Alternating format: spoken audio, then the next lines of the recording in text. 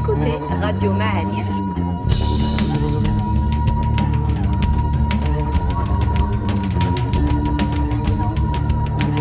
Le podcast Histoire.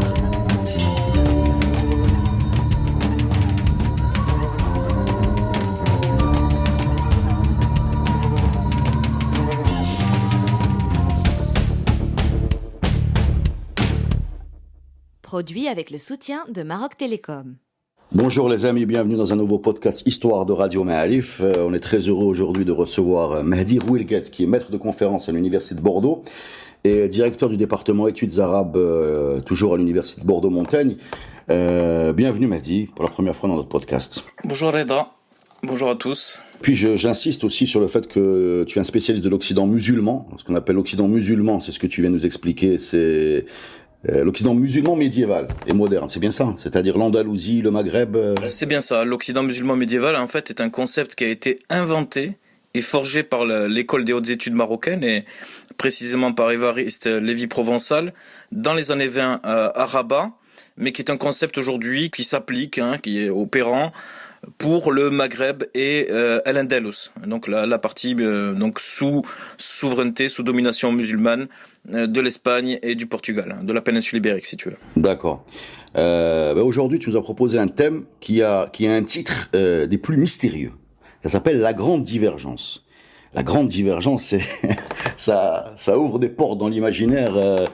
Ça dépend. Il y en a qui vont imaginer des courbes qui divergent, des maths, d'autres des gens qui s'échappent les uns des autres. Qu'est-ce que la grande divergence dans ta bouche? Ala barakatillah, Sidi. Donc écoute, c'est un concept que moi je trouve remarquable, enfin du moins qui a attiré mon attention. D'abord, c'est le titre d'un ouvrage qui a fait date, qui est un ouvrage de Kenneth Pomeranz. Donc ça nous vient du monde anglo-saxon et des États-Unis sur comment la Chine, qui était restée dans la longue durée de l'histoire de l'humanité, la première puissance de l'humanité, s'est fait quelque part, si tu veux, damner le pion, s'est fait doubler et remplacer, pour tout dire, par la Grande-Bretagne, par le Royaume-Uni, quelque part vers 1750, dans une période qui, si tu veux, qui précède la révolution industrielle. Si tu veux, on reviendra sur les termes. Et moi, je pense qu'il serait bienvenu, qu'il serait tout à fait opportun d'appliquer ce concept aux relations entre les deux rives de la Méditerranée et pour ce qui nous concerne, plus spécifiquement, entre l'Europe de l'Ouest et le Maghreb. C'est ça un petit peu ce qui a motivé ma démarche. C'est pour cela que je t'ai proposé ce titre. Alors ça, d'après le livre que tu m'as envoyé, c'est le renversement de pouvoir et de puissance entre les puissances maghrébines et européennes, quoi. C'est une sorte, cette grande divergence, c'est un peu l'histoire, pour reprendre un vocabulaire footballistique, c'est un peu l'histoire d'une relégation en division inférieure ou quelque chose comme ça. On peut le voir comme ça. Ouais, c'est moi. C'est ça.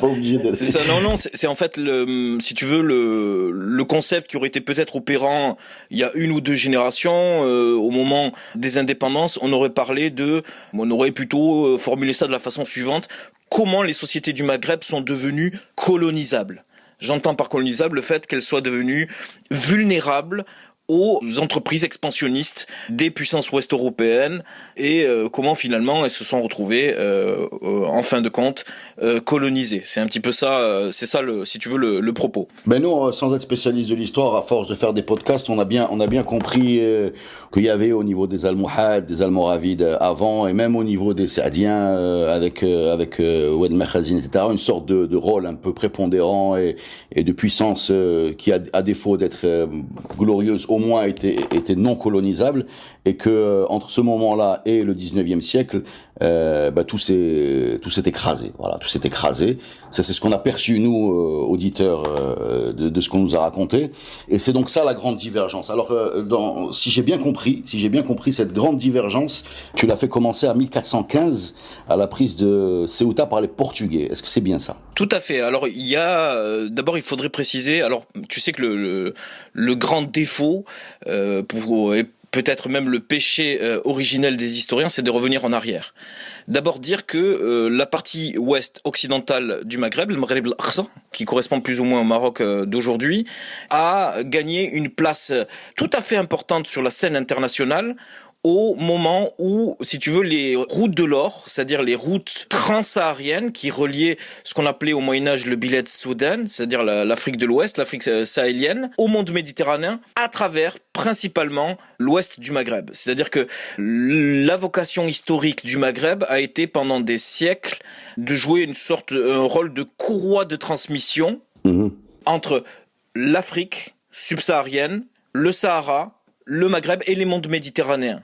C'était ça qui a été pourvoyeur de richesse et qui a permis au Maghreb d'être au 11e, 12e, 13e siècle une grande puissance expansionniste et de faire armes égales avec déjà les proto-États européens, notamment la Castille et l'Aragon et le Portugal aussi, pour rester dans le cadre de la péninsule ibérique.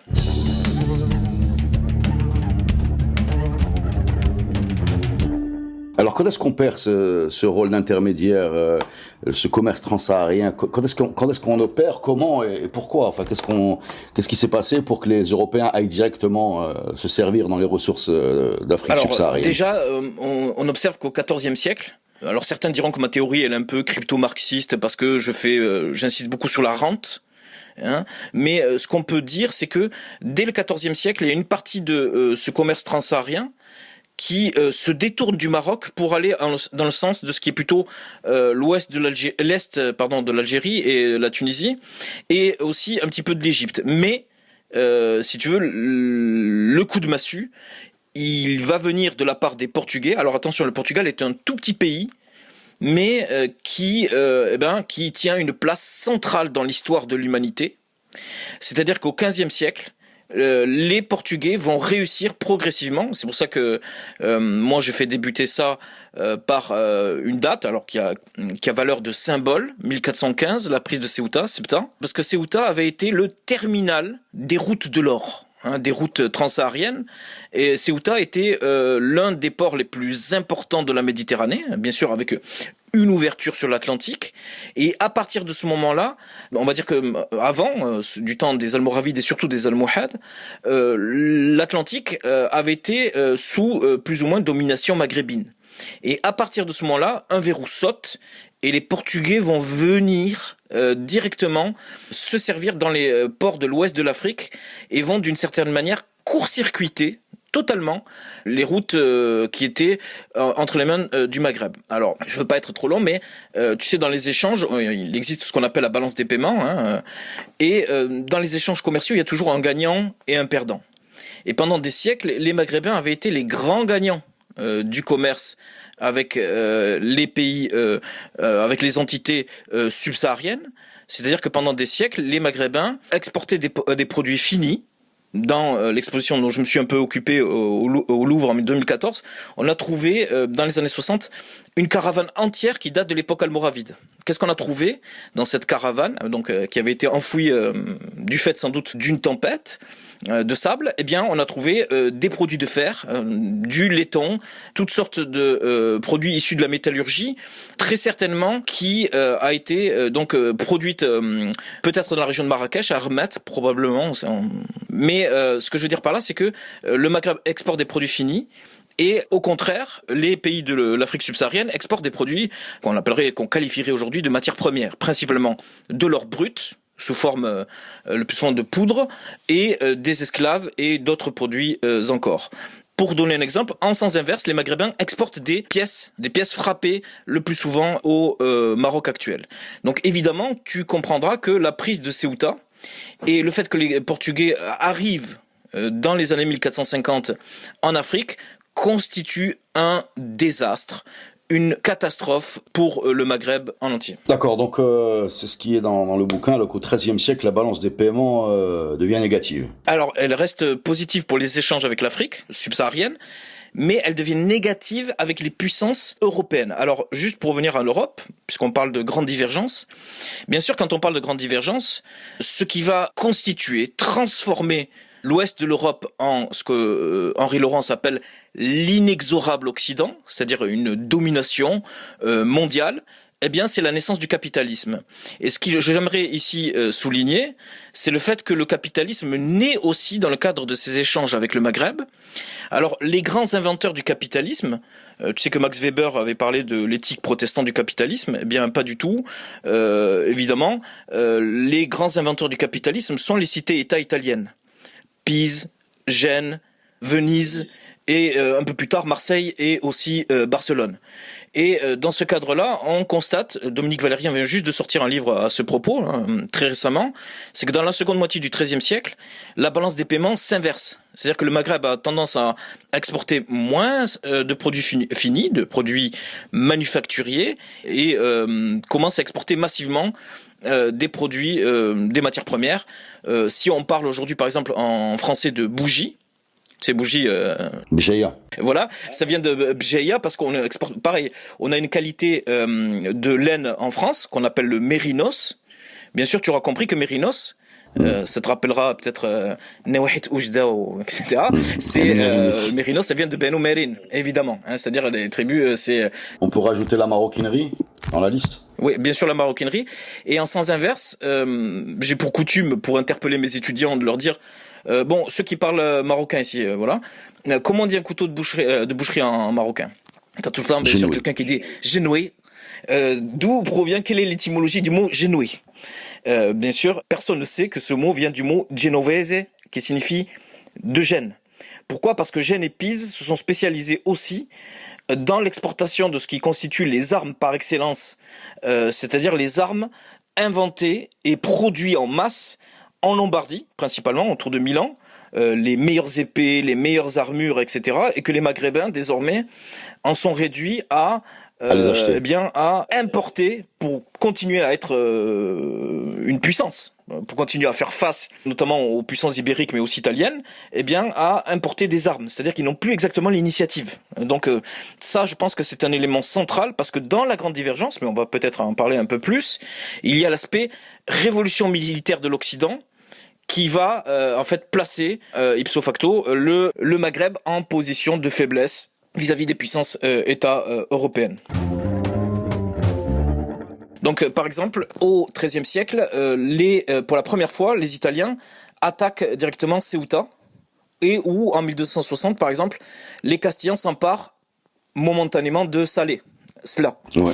Ça c'est une date importante, ça veut dire que désormais les puissances européennes, grâce à la puissance de leur marine, de leur armée, peuvent aussi apporter la guerre sur le sol maghrébin, et plus seulement, comme c'était le cas auparavant, en Al-Andalus ou en Sicile, pour rester à une période un peu plus...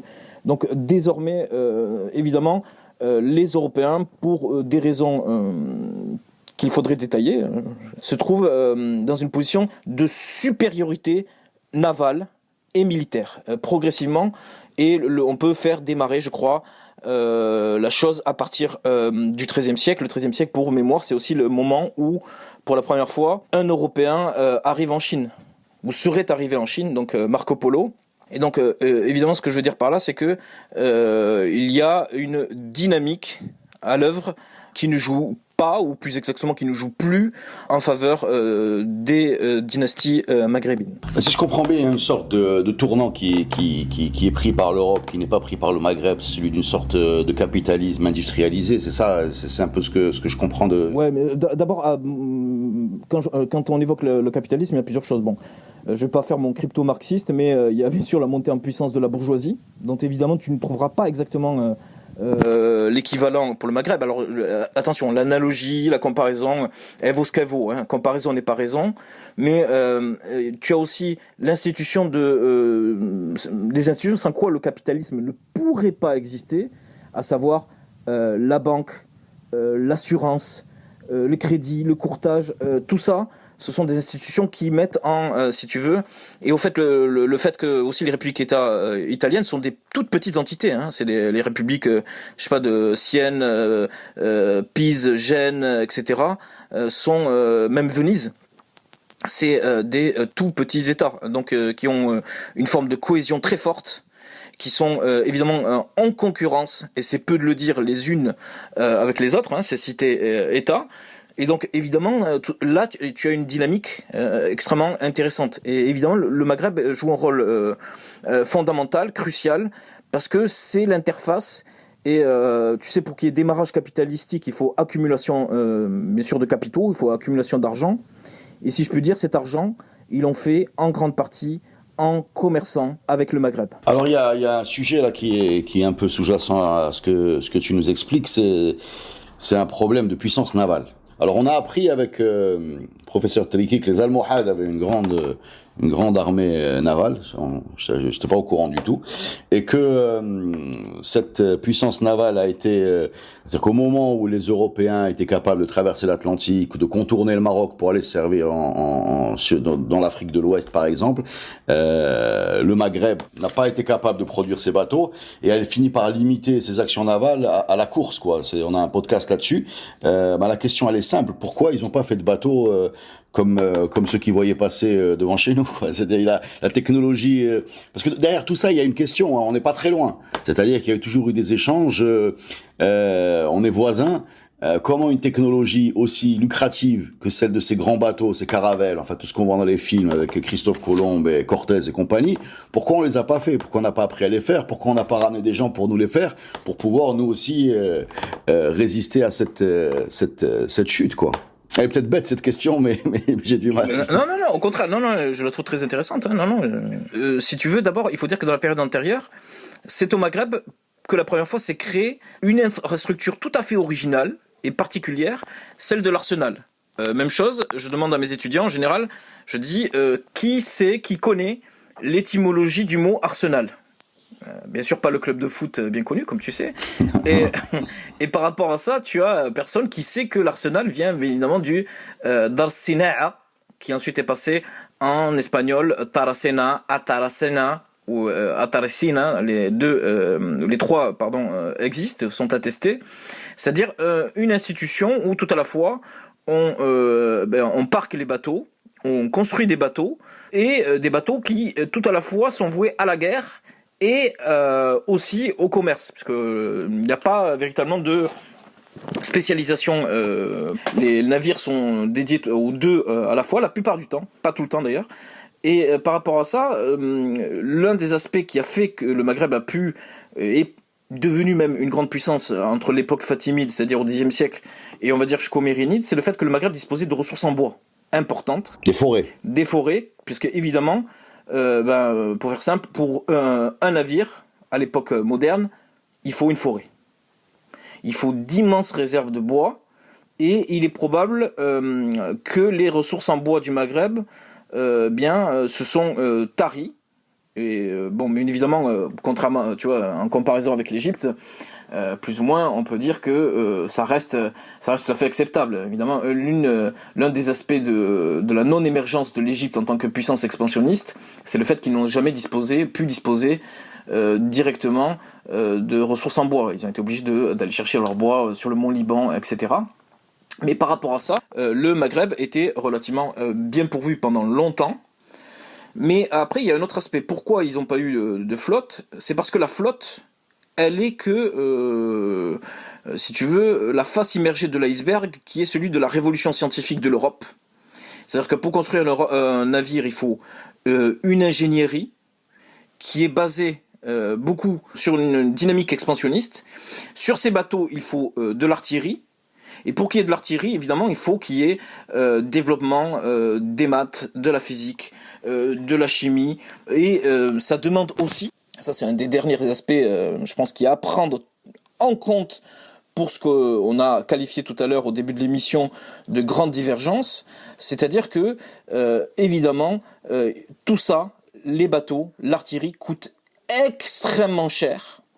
Et jamais, au grand jamais, les différentes dynasties du Maghreb n'ont su mettre sur pied prélèvement fiscal digne de ce nom.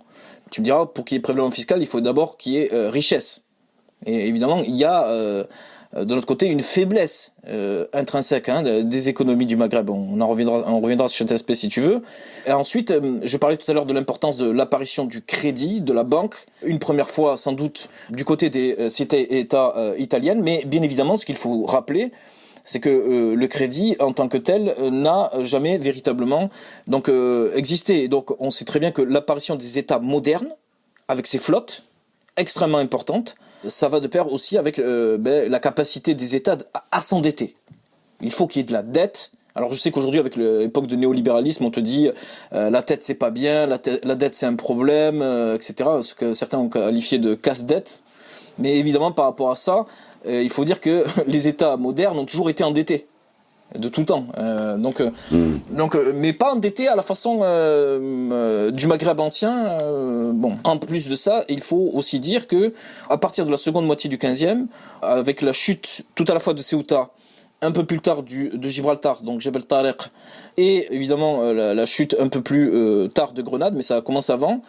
Le fait que la vocation historique des puissances ibériques, Portugal, Aragon, Castille, eh ben, c'est de continuer ce qu'ils avaient fait en Al-Andalus, la conquête d'Al-Andalus, ailleurs, au Maghreb, bien sûr aux Amériques, tu as parlé tout à l'heure un petit peu des Hernán Cortés, etc.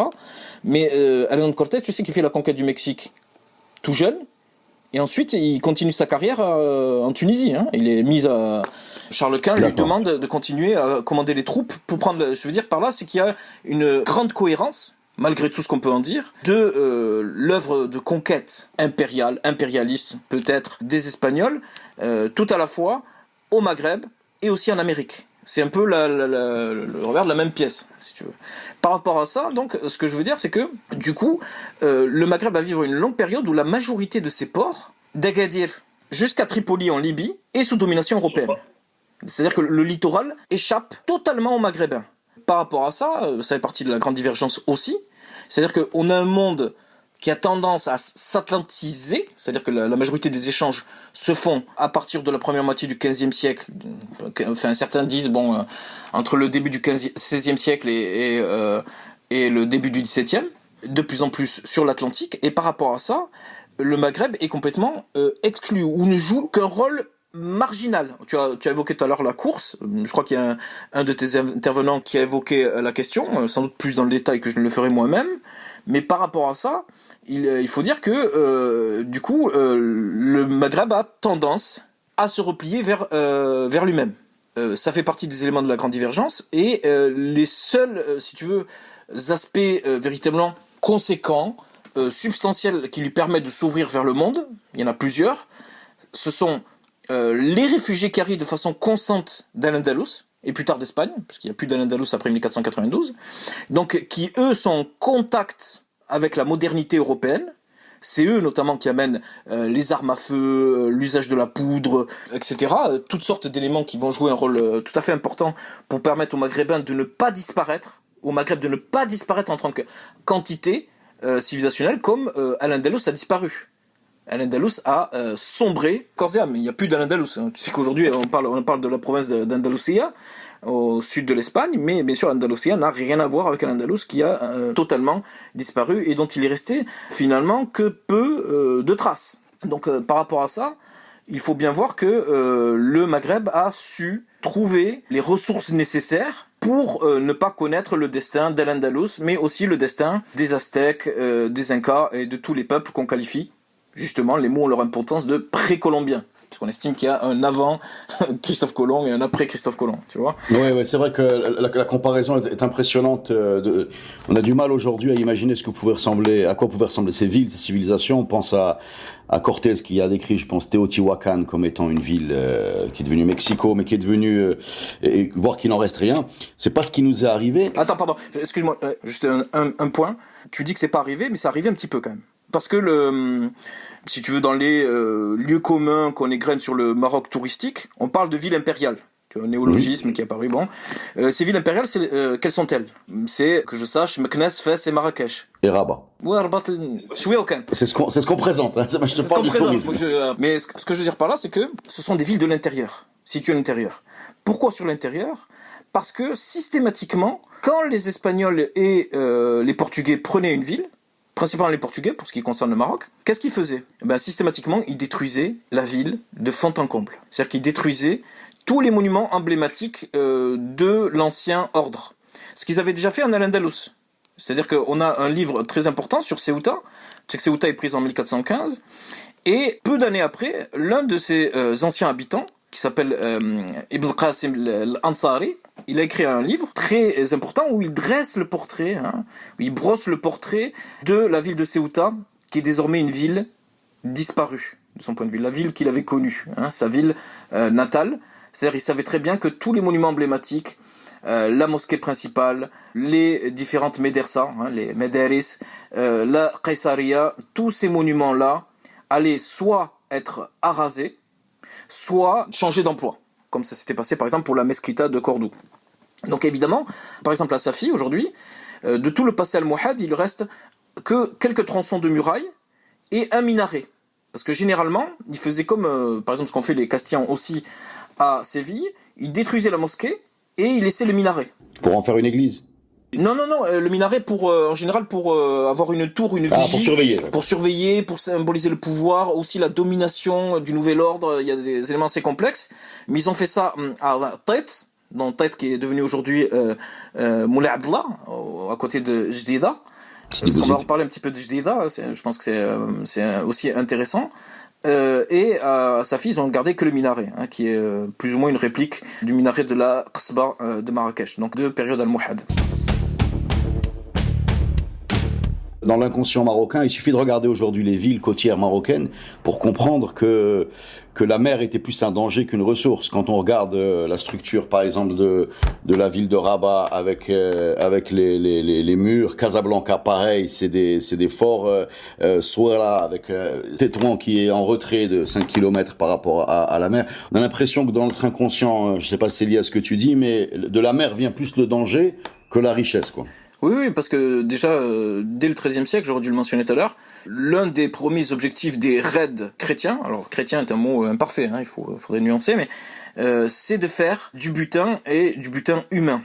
C'est-à-dire que dans la longue durée, du XIIIe siècle, peut-être jusqu'au XVIIe, XVIIIe siècle, le propos c'est de faire des prisonniers, des captifs, et ensuite de les revendre. Donc un des historiens marocains que je respecte le plus, dont je trouve qu'il n'a pas eu véritablement malheureusement de postérité, c'est Ahmed Bouchareb. Donc dans son livre sur lui, il a notamment compulsé toutes les archives de l'Inquisition portugaise à Lisbonne, et il a trouvé par exemple au début du XVIIe siècle, tu as plusieurs dizaines de milliers de captifs marocains qui vivent à Lisbonne. C'est-à-dire que toute la côte, tu as une entreprise où, de façon massive, on va faire des prisonniers et les amener en Europe. Tu as parlé tout à l'heure des récits de conquistadors, que moi j'aime bien, je trouve que c'est agréable à lire avant de dormir, vous voyez déjà, voilà. Et l'un des plus célèbres conquistadors marocains, c'est Cabeza de Vaca. Tête de vache. Qui a été immortalisé au cinéma, tu sais, qui a servi d'inspiration au film Aguirre, Roi, etc., qui sont des grands films pour moi. Et donc, ce que je veux dire par là, c'est que Cabeza de Vaca, si tu lis son récit, passionnant, fascinant, Naufragios, eh bien, l'un de ses aides principaux, c'est lui qu'il appelle El Negro Esteban, nativo de Azmour. Donc c'est un esclave qui a été fait lors de la prise d'Azmour. Et donc je veux dire par là, il accompagne tu sais que c'est le premier à faire le trajet de la Floride jusqu'au Mexique, et il y a avec lui un Marocain. Voilà ce que je veux dire par là, c'est tout à fait possible. C'est quelque chose qu'on n'a pas l'habitude d'entendre, on voudrait bien comprendre un peu mieux. C'est-à-dire qu'il y avait... Est-ce que c'est de l'esclavage? Est-ce que c'est de la traite humaine? Que devenaient ces gens, ces Marocains, donc maghrébins, posés dans les sociétés occidentales? Donc ils étaient asservis. Explique-nous ça, parce que ça on a du mal à... On a compris que ce natif d'Azmour a fini une sorte de militaire, ou de conquistador, mais, oui, mais c'est les un conquistador. autres, Les autres c'est quoi? Il fait partie des chefs, C'est un chef parce que ce qui fait le pouvoir, c'est la proximité avec le chef de l'expédition. Si on se place dans un cadre, mais c'est un cas, voilà. Mais sinon, très majoritairement, ces esclaves, semble-t-il, sont des esclaves qui travaillent dans le domestique ou dans le domaine agricole, mais plutôt dans le domestique. C'est-à-dire, ils servent chez les grands, les personnes riches de la bourgeoisie. Il semblerait. Après, Ahmed Bouchareb avait évoqué ça à diverses reprises, mais une histoire globale reste à faire. Mais toujours est-il que, par exemple, les observateurs ou les chroniques portugaises sont assez claires. Elles disent que, par exemple, dans tous les alentours de Santa Cruz, donc il viendra à Agadir, si tu veux, est complètement vidé de ces hommes. C'est-à-dire que systématiquement, à force de faire des raids, les gens soit se sont repliés, ou ceux qui ont été pris, mais c'est à chaque fois à coup de dizaines de milliers sur un axe, grosso modo, entre Doukala jusqu'à Haha, plus ou moins, toute cette zone-là. qui est entièrement prise et on pompe, etc. Mais ce qui est paradoxal dans ce qu'on découvre, parce que moi c'est quelque chose que je découvre, Hamid Triki nous a parlé aussi il a lié ça aussi aux grandes calamités, le fait que les gens manquaient cruellement de ressources, ce qu'il appelle les grandes calamités, c'est une sorte de combo sécheresse, peste, bref, instabilité, qui fait que on a entendu parler de ça, mais en même temps, ce qui est paradoxal, parce qu'il y a toujours deux aspects dans cette histoire-là, il n'y a jamais eu de ponction massive de Maghrébins pour aller travailler sur le continent américain, à l'image de ce qui s'est passé par exemple avec toute l'Afrique subsaharienne, au point d'impacter la population et d'avoir une communauté noire américaine ou noire sud-américaine. Non, c'est pas comparable. C'est pas comparable, évidemment. C'est pas les mêmes échelles. C'est pas les mêmes échelles. Après, Hamid Triki a parfaitement raison. Je salue d'ailleurs, parce que pour moi, il a été il est toujours d'ailleurs un des historiens majeurs que compte en son sein le Maroc et dont il peut s'enorgueillir. Et ce que je veux dire par là, c'est que tu as un des aspects majeurs de la grande divergence, c'est aussi la faiblesse du système économique marocain, qui a toujours été une économie de subsistance et de pénurie. D'accord. Si on prend dans l'ensemble, si on prend du recul. Et donc par rapport à ça, effectivement, tu as des cas bien attestés dans les sources européennes, et évidemment, de tribus entières, notamment du côté de Douala, entre autres, mais dans le Gherb aussi, c'est vrai, qui se constituent prisonnières, tout simplement pour échapper à la famine. Parce que l'une des caractéristiques principales de l'économie du Maghreb, de l'histoire du Maghreb, ce sont ces terribles crises de subsistance qui ont amené des personnes à se déplacer sur des très grandes distances. Je sais pas, aujourd'hui, toi tu habites, t'es plutôt Casablanco-centré, mais si à côté de Bir Jdid, t'as un Tnin Shtoka, c'est parce que t'as des Shtoka qui sont venus là en raison de la famine. Même chose, je sais pas, si tu prends... à côté d'Esfi, il y a Sept Xola, par exemple, qui est aujourd'hui un des plus grands marchés ruraux du Maroc. Les Xola, s'ils sont venus de l'Anti-Atlas jusque dans la région de Abda, c'est parce qu'ils ont été aussi frappés par la famine, etc. D'accord. Évidemment, si tu prends l'histoire des familles du Maghreb, même sur un laps de temps relativement bref, de 2, 3, 4 générations, pratiquement tout le monde est originaire du Sud, soit du Souss, soit carrément du Sahara. Évidemment, et ça c'est lié, parce que c'est ça la toile de fond de cette histoire, à des conditions socio-économiques très précaires, voire catastrophiques, et avec l'assèchement de toute une partie du Sahara, du Haut Atlas oriental, et donc évidemment, par exemple, pour en finir avec ça, si tu as par exemple la tribu bien connue des Eitz Ghorochen, les Eitz Ghorochen, ça signifie le chacal sec, qui s'est asséché. C'est-à-dire un endroit où même un chacal peut pas survivre, si tu veux. D'accord. La vie et donc évidemment, ils se sont retrouvés progressivement comme ça, jusque pour certains d'entre eux près de Fès.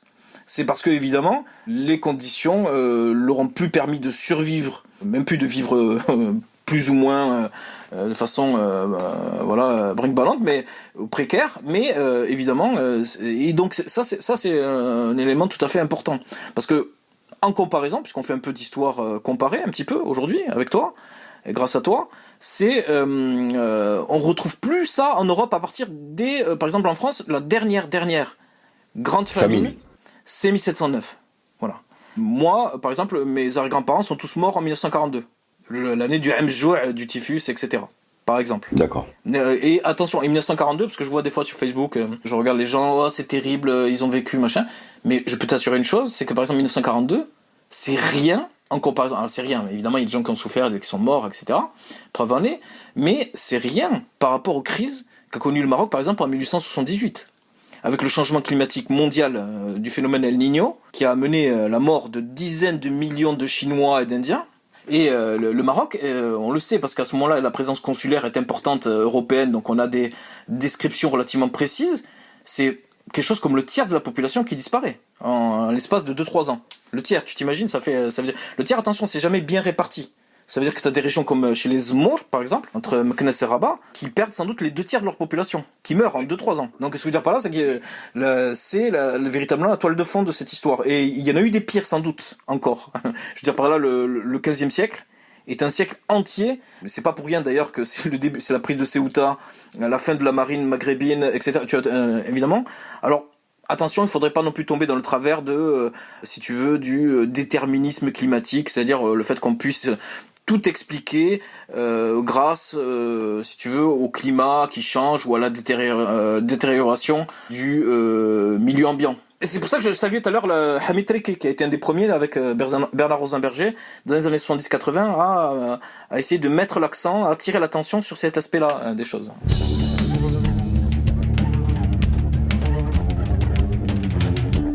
Dans ton livre, on parle aussi de catastrophes écologiques et on convoque Léon l'Africain dans sa description de certaines zones verdoyantes qui sont plus verdoyantes du tout en fait.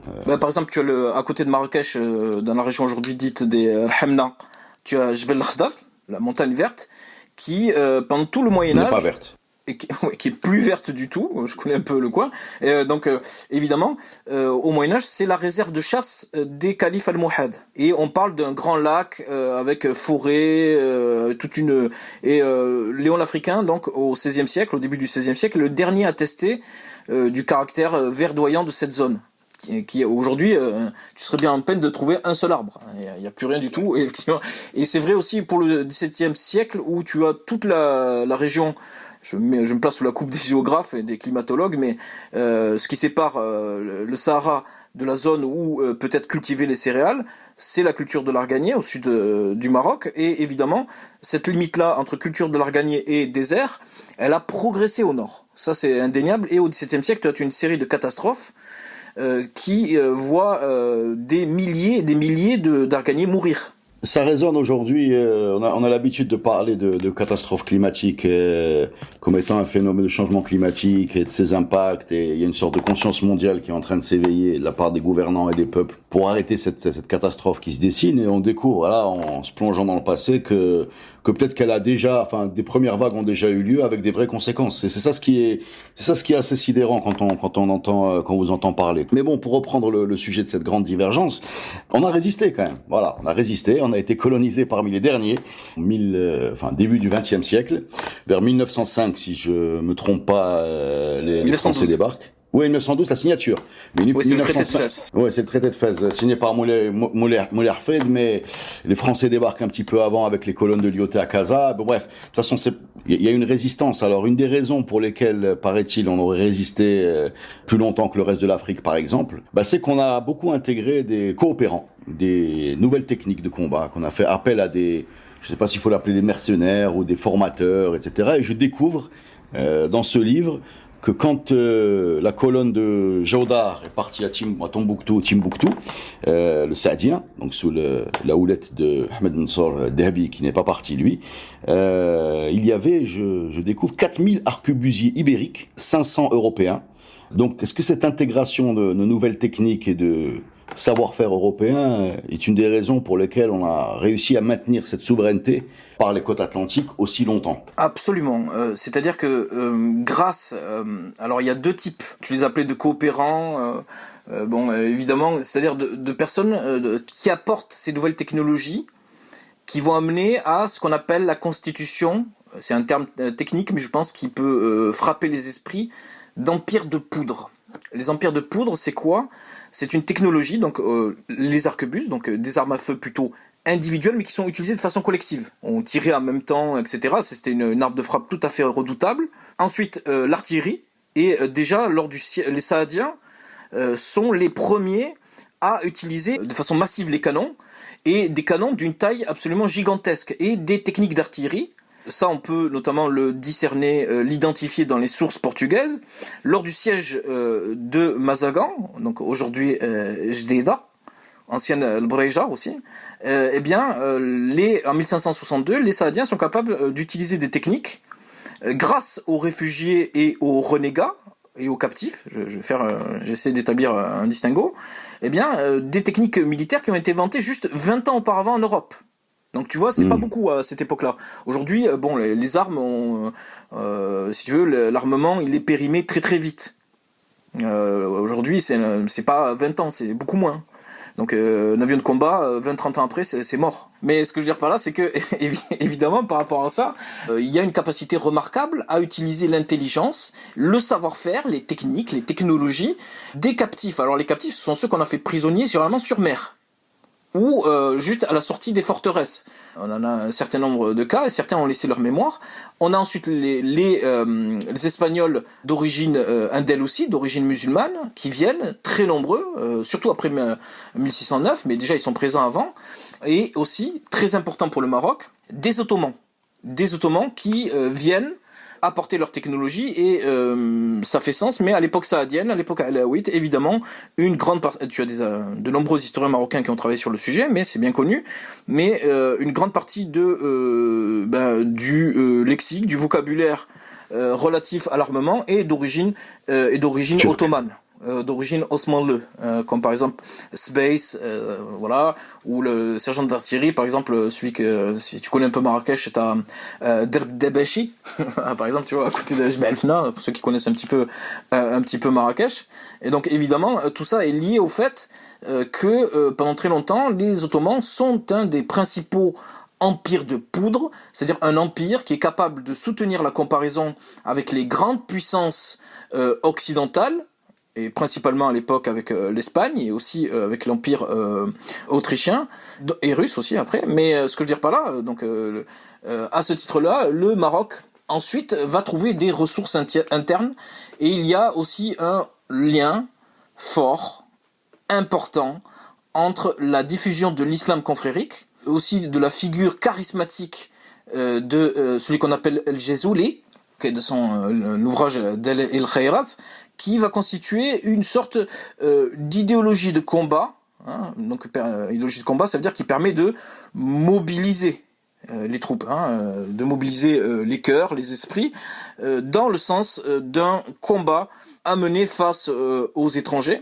Et Djihad. Le djihad, même si le terme est tellement galvaudé aujourd'hui que bien sûr il mériterait. Mais cette idéologie de combat, tu peux nous développer ça, les Marocains mobilisés donc par le côté un peu maraboutique, soufi, religieux, etc. T'as la diffusion des zawiyat, évidemment, qui joue un rôle fondamental.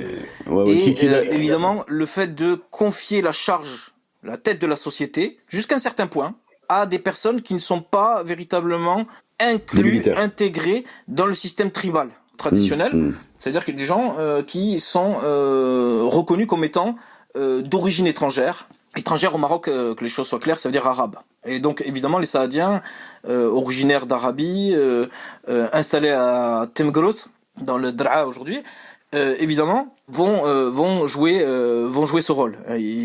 Si les Saadiens émergent ensuite sur une large échelle, c'est d'abord parce qu'ils arrivent à prendre le fort de Santa Cruz. Agadir aujourd'hui. Donc évidemment, ça c'est un aspect tout à fait important. Et j'oubliais aussi de mentionner tout à l'heure, mais il y a aussi la capacité des Marocains à intégrer des technologies d'ordre architectonique. C'est-à-dire que un des aspects de l'avance prise par l'Europe au niveau mondial, c'est la capacité à construire des forteresses absolument d'abord novatrices et quasi imprenables ou très difficilement imprenables. Et ces Européens, les Portugais les premiers, suivis des Espagnols, construisent ces forts qui sont des véritables prouesses technologiques, architectoniques, en premier au Maroc, à Mazagan. D'accord. Si pendant les Portugais arrivent à se maintenir pendant 2 siècles, c'est qu'ils ont un système de défense absolument. Et les Marocains ensuite reprennent une partie, tu les vois encore si tu vas à Rabat aujourd'hui, aux Oudaya, tu vois la partie forteresse Al-Mouhad, qu'on peut encore discerner, qu'on peut encore identifier aujourd'hui, et la partie avec des tours qui sont faites pour l'artillerie en fait, qui sont ouvertes, plusieurs chenons, etc. Même chose, les Marocains pendant des siècles vont utiliser à Safi le château de la mer, Castelo do Mar en portugais, et ils vont savoir l'utiliser, c'est-à-dire que il y a une capacité à intégrer les technologies qui sont venues d'ailleurs, ce qu'il faut relier à la capacité de mobilisation de la société contre les étrangers. Alors attention, on parlait de djihad tout à l'heure, etc. Il n'y a jamais eu non plus de front uni, faut bien le dire, face aux Européens. Et il faut souligner aussi que la plupart du temps, les Européens ont aussi quelque part, jusqu'au 19e siècle, en fait, un aspect un peu, comme disait Mao, tigre de papier. C'est-à-dire qu'ils sont peu nombreux, ils ont relativement peu de ressources financières, Et évidemment, tu sais que une des causes de la ruine du Portugal, c'est la défaite de Oued el-Mekhazin, bataille des Trois Rois, en 1578. Et évidemment, le Portugal va mettre très très très longtemps à s'en remettre. Ouais, il va même disparaître pendant 60 ans. Oui, jusqu'en 1640. Mais ce que je veux dire par là, c'est que évidemment, ce qu'on peut dire, c'est que ces Européens, d'où le fait aussi d'avoir recours à des forteresses, ils sont relativement peu nombreux par rapport à la masse des autochtones. Alors en Al-Andalus, ça avait très bien marché. En Al-Andalus, les Castillans et les Aragonais ont été pendant très longtemps très peu nombreux face à la masse des Andalousies, mais au Maghreb, la donne est quelque peu différente, compte tenu que tu as des tribus qui sont armées, qui savent utiliser les armes, où il y a de très bons guerriers, il y a un savoir-faire militaire qui est là, qui est présent, où tu as des personnes qui ont l'habitude, ce qu'on sait plus faire aujourd'hui au Maroc, c'est, par exemple, faisait mon arrière-grand-père, c'est marcher, tu marches 40-50 km par jour, tous les jours, pendant 2 mois. Ouais. Les Marocains étaient rompus à ce genre de truc. Je veux dire, c'est la capacité qui a été beaucoup mise en avant lors de la Deuxième Guerre mondiale, où il fallait se déplacer à pied. Après, tu as la capacité des puissances européennes à se servir de ça. Évidemment, que ce soit les troupes marocaines de Franco, les Goum, etc. Des gens qui sont endurants, qui ont haut niveau de violence. C'est une culture de la violence.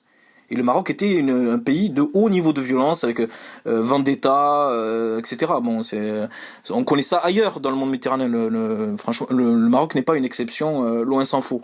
Mais ce que je veux dire par là, c'est que évidemment, juste pour te donner un exemple, en 1517, tu as une tentative portugaise pour prendre Marrakech.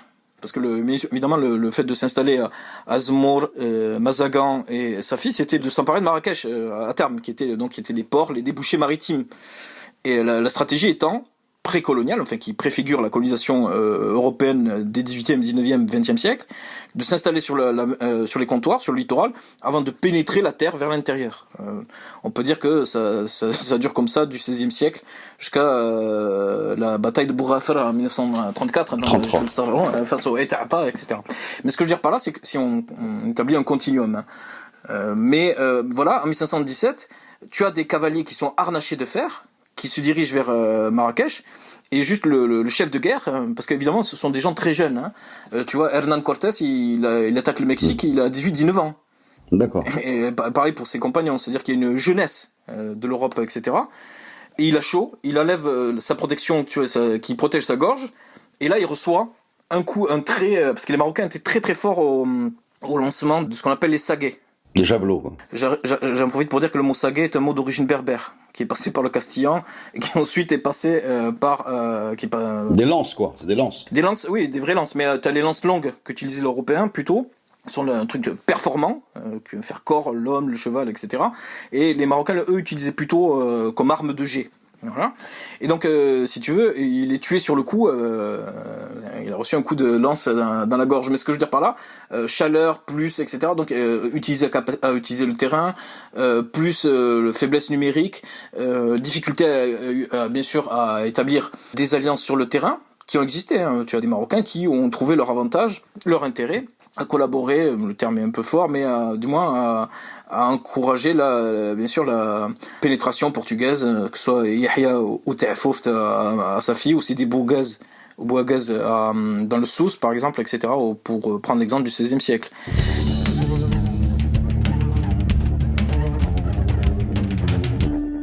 Donc ils n'y arrivent pas en fait à prendre Marrakech pour nous raconter la fin de l'histoire.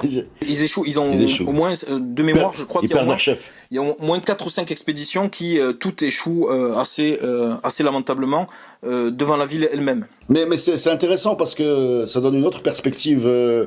Il y a un livre de fiction qui s'appelle Civilisation avec un Z, qui imagine que ce soit les Sud-Américains qui envahissent l'Europe après avoir pris les bateaux de Christophe Colomb. C'est de la fiction, c'est amusant à lire.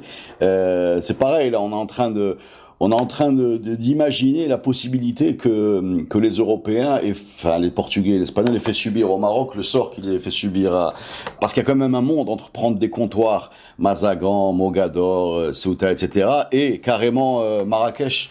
Là on arrive le film aurait été différent, quoi. Ça aurait pas été la grande divergence, ça aurait été la grande disparition. Alors, ceci dit, je profite de cette occasion que tu me donnes pour dire aux auditeurs que lorsque les Marocains reprennent Mazagan en 1762, la population qui est une population mélangée de gens originaires de Douala et de métis ou de gens d'origine portugaise de la ville de Mazagan est transférée par le roi du Portugal, d'abord au Portugal et ensuite au Brésil.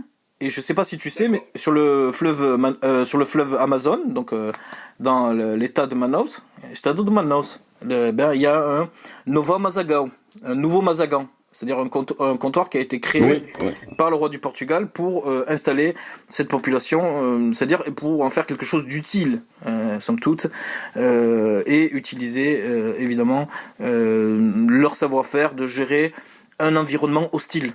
Parce que ça demande toute une savoir-faire de ce qu'on appelle en portugais la frontière, c'est-à-dire vraiment, tu sais que le mot frontière a été inventé pour ça, hein, c'est l'origine, le mot frontière désigne la zone séparant le territoire dominant par les chrétiens et par les musulmans, terme inventé en Aragon.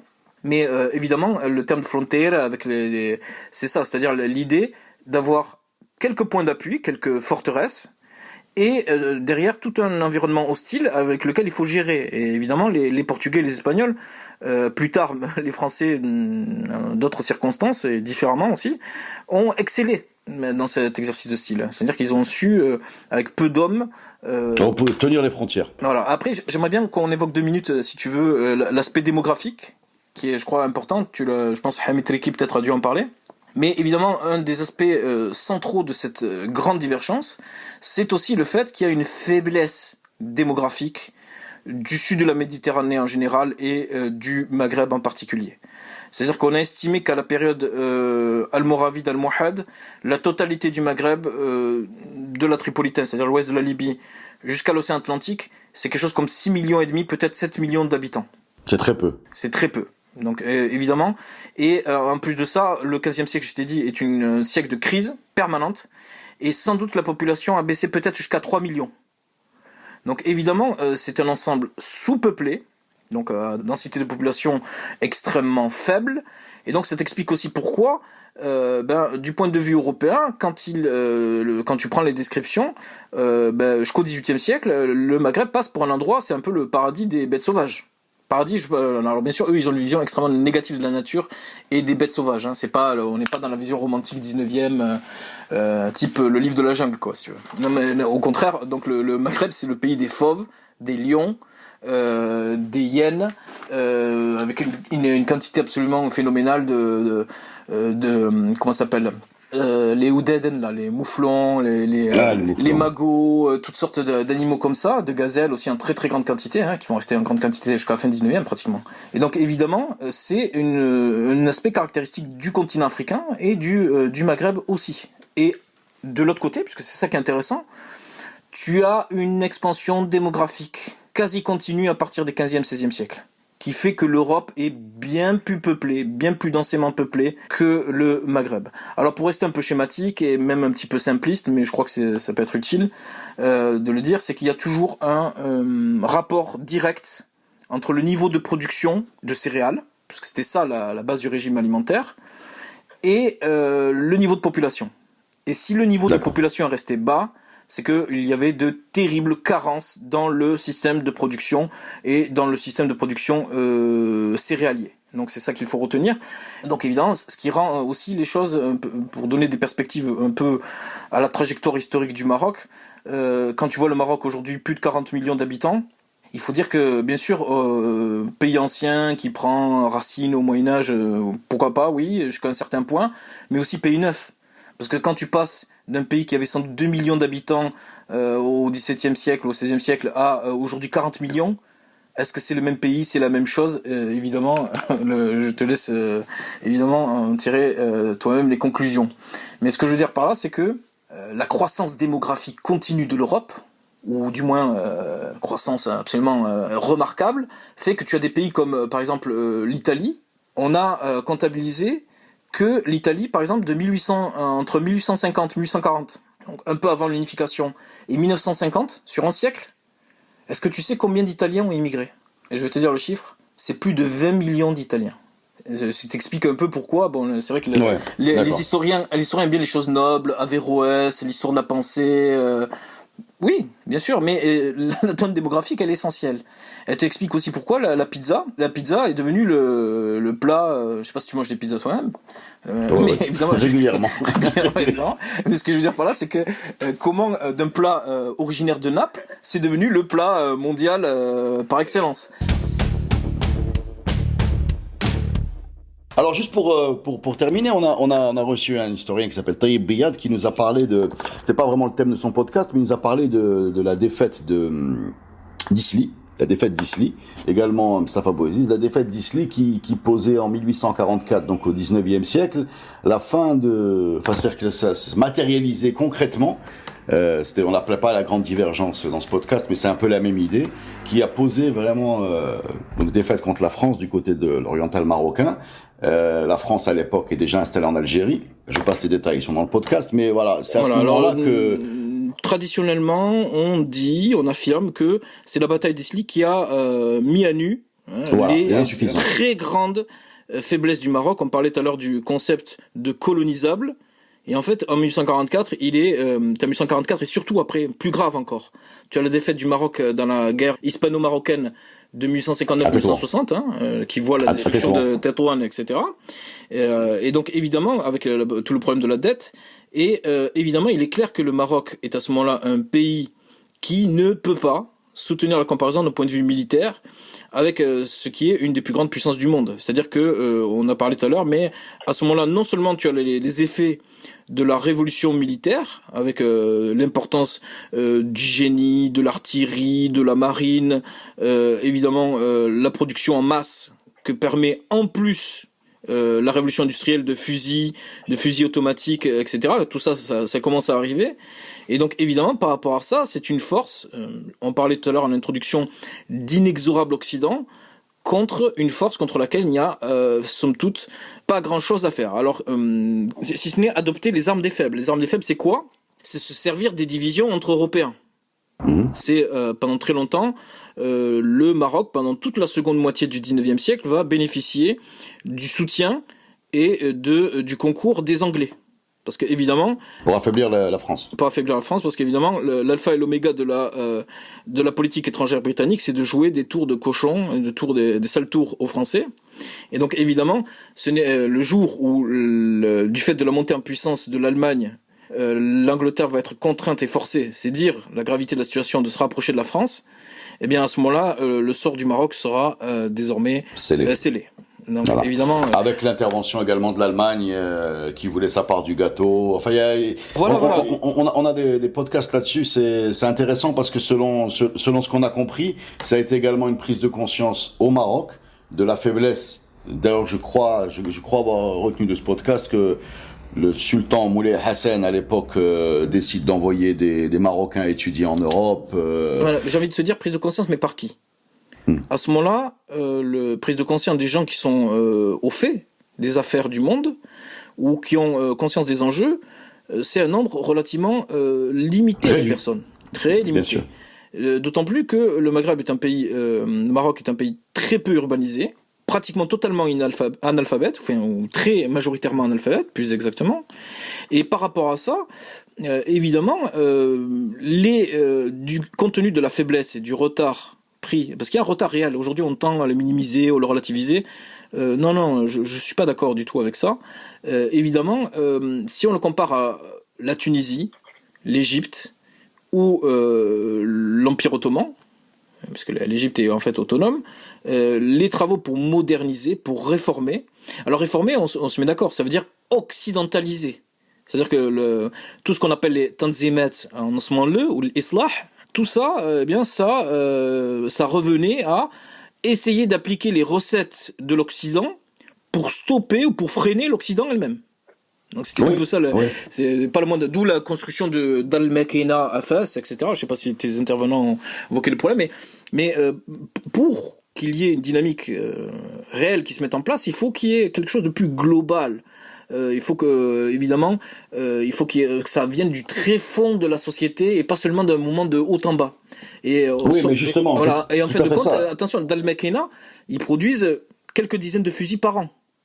et très peu, pratiquement rien. Donc c'est un échec total. Non, c'est un échec industriel, mais c'est aussi un échec idéologique, puisqu'au moment où une partie peut-être de ces rares personnes que tu décris comprennent qu'il faut occidentaliser, même pour lutter contre l'Occident, il y a également toute une frange de la population qui explique que justement c'est parce qu'on s'est occidentalisé qu'on a perdu, et que c'est encore deux courants qu'on a aujourd'hui. On est faible parce que Narsin Iman, et que donc il faut justement retourner encore plus dans la tradition, la pensée un peu magique, alors que l'autre partie considère qu'il faut justement l'écarter pour pouvoir avoir accès à la science et au progrès, etc. Et c'est deux courants d'après cette histoire, enfin qui sont d'ailleurs toujours présents dans notre société aujourd'hui, et c'est deux façons de voir le rapport à l'Occident et à la modernité, etc. Après, t'as pas mentionné la partie majoritaire du Maghreb, qui est la partie on résiste, parce qu'on a toujours résisté aux étrangers, et parce qu'on défend notre tribu, pas exactement notre terre.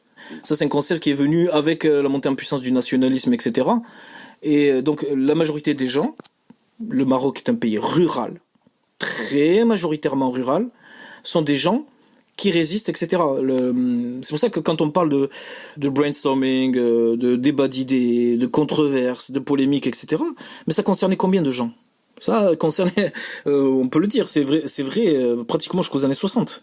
C'est-à-dire que ça concerne un nombre très restreint réduit de Marocains. De Marocains. Donc évidemment, tu as la partie majoritaire du peuple, les gens de l'intérieur, les paysans, les ruraux, qui ont une réaction quasi épidermique, qui est xénophobe. Xénophobe, alors, bon, c'est pas de ma part que les choses soient claires, c'est pas un jugement de valeur, mais les choses étaient ainsi. Quand même. C'est-à-dire qu'on je sais pas, on voyait les Français, il faut, par exemple, je sais pas, le Qaïd Issa Ben Omar, par exemple, pour l'Abda, donc un des Qaïds, pourtant qui était un des soutiens de la présence française, enfin de la pénétration française au Maroc, il avait un préposé pour lui laver les mains dès qu'il serrait la main des Français.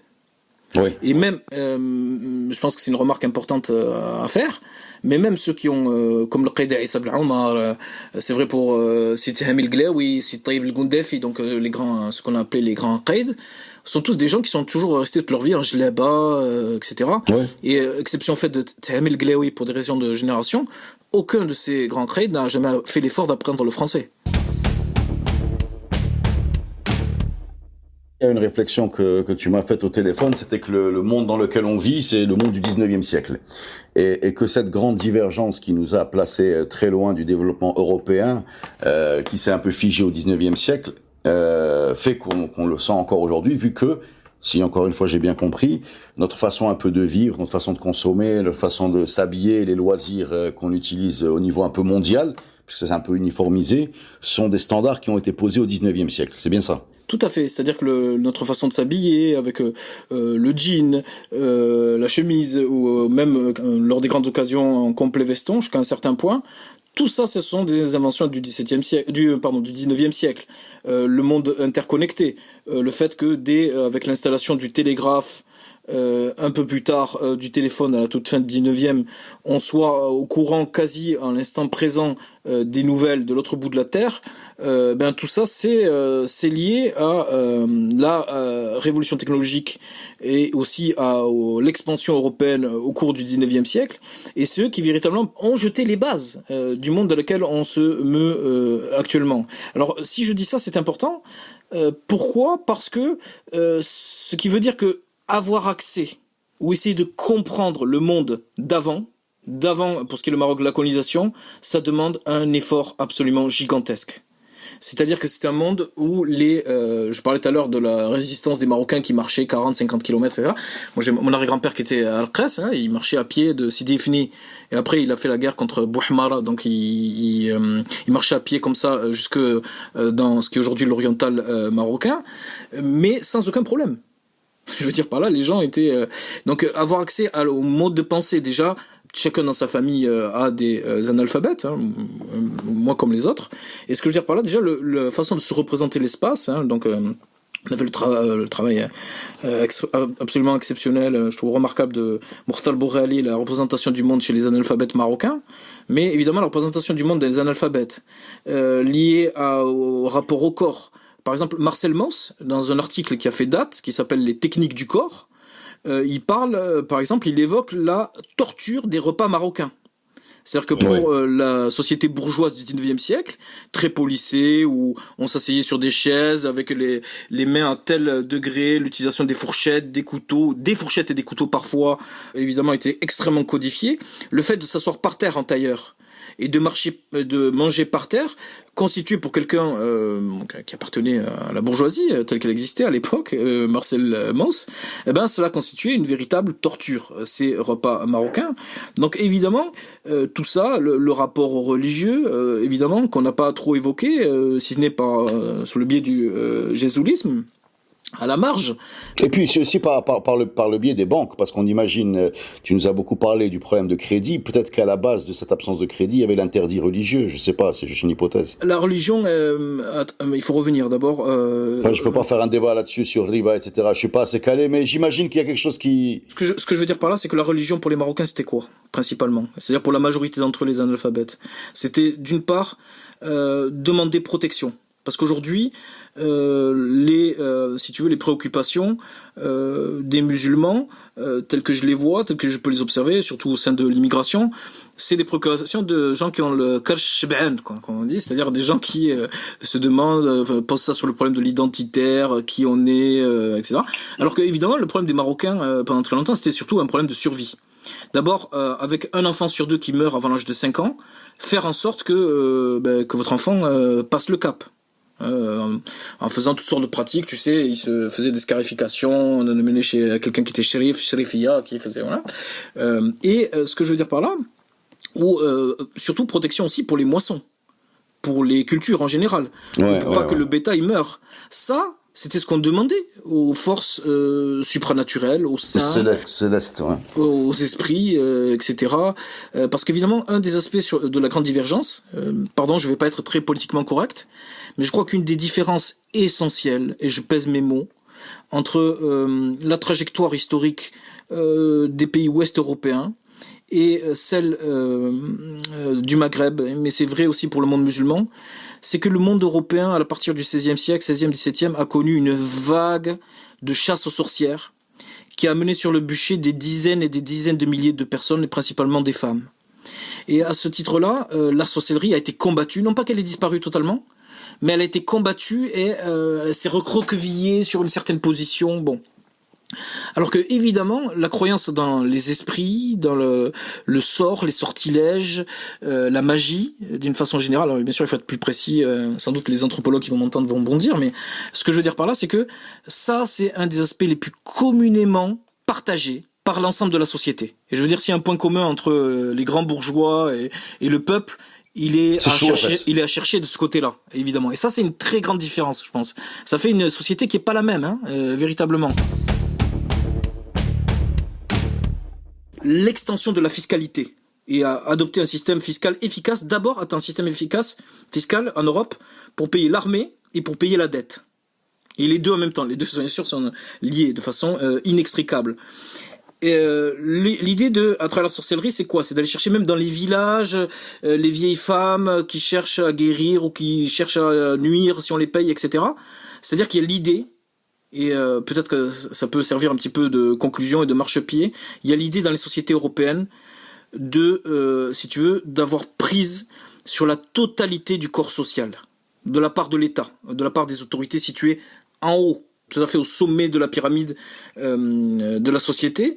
Et ça, c'est un phénomène qu'on ne retrouve absolument pas. Jamais ceux qui étaient détenteurs du pouvoir, à un titre ou à un autre, n'ont eu l'idée d'avoir un contrôle total sur la société. Donc évidemment, après ce que je viens de dénoncer, en Europe est venue la création de ce qu'on appelle l'État panoptique, c'est-à-dire la création de l'hôpital, de l'usine, du lycée, toutes sortes d'institutions qu'on adore, que tu dois adorer aussi, j'imagine, mais évidemment, de la prison aussi, évidemment. Mais ce que je veux dire par là, c'est que tu remarqueras que les Français sont à peine installés de façon un peu précaire, surtout à partir du déclenchement de la Première Guerre mondiale au Maroc. Et tout de suite, qu'est-ce qu'ils font? Ils construisent des hôpitaux psychiatriques à Barchid, à Merchiche, à Marrakech, par exemple. Ils construisent bien sûr des prisons, au sens un peu européen du terme, c'est-à-dire qu'ils n'ont rien à voir avec les cachots, c'est-à-dire qu'il l'idée d'appliquer ces recettes, évidemment, qui sont plus que des recettes, hein, c'est quelque chose de beaucoup plus profond que ça, évidemment. Je vous renvoie au podcast réalisé avec Mohamed Jama sur le Mkhzen, la tribu et les Zawiya, qui explique un peu la répartition des rôles et comment cette espèce d'état moderne que tu décris, qui prend en charge l'ensemble des services publics, ce qu'on appelle aujourd'hui les services publics ou les services aux citoyens, n'ont jamais été intégrés dans une vision globale, mais ont été délégués dans des entités différentes, ce qui fait qu'il y a une différence entre un État et le Mkhzen, en fait, tout simplement, quoi. Et c'est des résurgences qu'on sent encore aujourd'hui, quoi. Ben, merci beaucoup pour ce grand podcast. J'espère que on a appris beaucoup de choses, c'était passionnant. Moi j'ai appris beaucoup de choses. On réinvitera Mahdi Rouilguet s'il veut bien revenir, parce qu'il a pas fini de nous apprendre, à essayer de comprendre qui on est, d'où on vient et comment on en est arrivé là. Merci les amis, et à la semaine prochaine dans un nouveau podcast Histoire de Radio Ma'arif. Avec plaisir.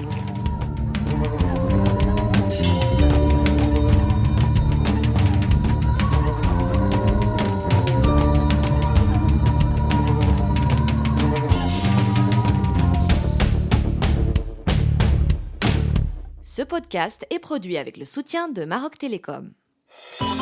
Maroc Télécom, un monde nouveau vous appelle.